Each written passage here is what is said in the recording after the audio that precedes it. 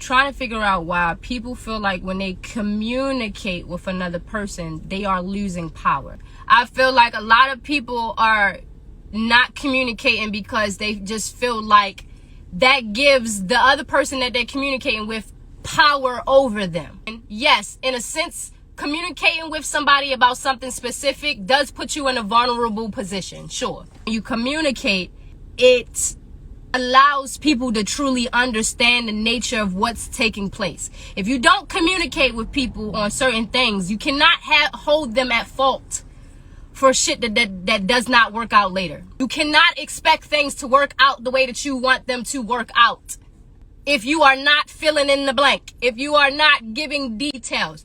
Like, for example, if you know that you're going to be late on your rent, you know that you're going to be late on your car note, if you know that you're going to be late on your phone bill, you should communicate that to the companies so that they know that you're going to be late.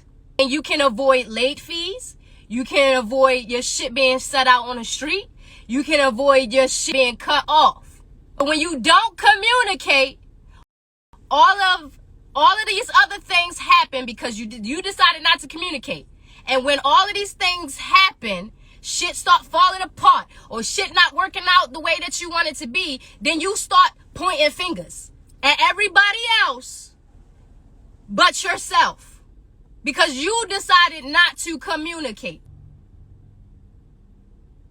Communicating with somebody else about certain things does not relinquish any power that you have.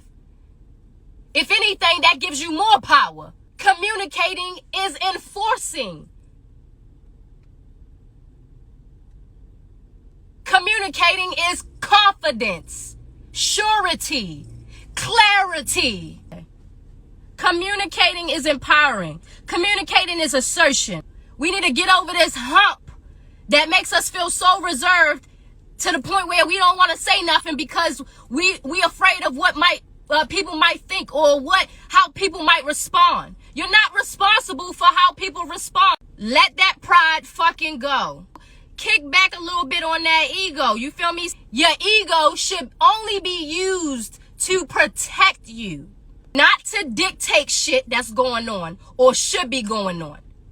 Your ego is not for you to be out here pointing fingers and telling people to do this and do that and do this and don't do that and don't do this. No. Your ego is for protection, not direction. Ooh, that's the gem. Your ego is for protection, not direction. You shouldn't be out here using your ego to get one up on somebody. You shouldn't be using your ego to hurt another person. You shouldn't be using your ego to drag anybody else in the mud. You shouldn't be using your ego to do any type of harm or bad things, say bad things about anybody. Your ego is to protect you. It's not to be used to be shady towards another person.